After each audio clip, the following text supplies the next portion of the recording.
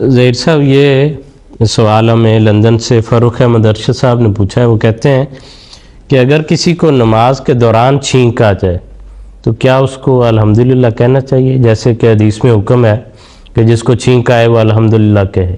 لیکن تو اگر نماز کے دوران یہ حالت وارد ہوتی ہے تو بالکل اسے اجازت ہے، وہ کہہ سکتا ہے، ہلکی آواز میں کہہ لے. بلکہ احادیث میں تو یہاں تک آتا ہے کہ حضور صلی اللہ علیہ وسلم نماز پڑھا رہے تھے تو ایک شخص چھینک اس نے لی اور اس نے کچھ بلند آواز میں ایک دعا کی اور لمبی دعا پڑھی. اس نے صرف الحمدللہ نہیں پڑھا بلکہ الحمدللہ حمدن کثیرن طیبا، ساری لمبی اس نے دعا پڑھی.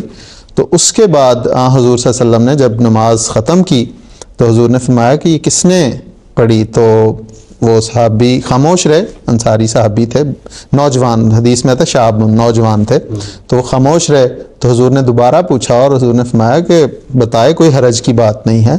تو پھر اس نے کہا کہ حضور میں نے یہ کہا لیکن اس سے سوائے خیر کے اور میری کوئی ارادہ نہیں تھا، اللہ تعالیٰ کی خوشنودی حاصل کرنا تھا. تو اس پہ حضور صلی اللہ علیہ وسلم نے فرمایا کہ جب تم نے یہ دعا کی تو یہ دعا عرش تک پہنچی ہے، تو اس لیے اگر وہ اسے چھینک آتی ہے تو الحمدللہ کہنے میں کوئی حرج کی بات نہیں ہے. حضور صلی اللہ علیہ وسلم کا ویسے بھی حکم ہے کہ اللہ تعالیٰ کی تعریف کی جائے، کیونکہ چھینک کے نتیجے میں جو اگر وہ چھینک رکتی تو سائنس کہتے ہیں کہ اس کے کئی سائیڈ ایفیکٹ ہو سکتے تھے، اس کی موت بھی واقع ہو سکتی ہے. تو وہ جو اللہ تعالیٰ نے وہ پریشر اس کا ریلیز ہوا ہے اس پہ وہ اللہ تعالیٰ کا شکر ادا کرتا ہے، اللہ تعالیٰ کی تعریف ادا کرتا ہے. اور نماز کے دوران الحمدللہ کہنے پہ کوئی حرج کی بات نہیں ہے. ٹھیک ہے، جزاک اللہ.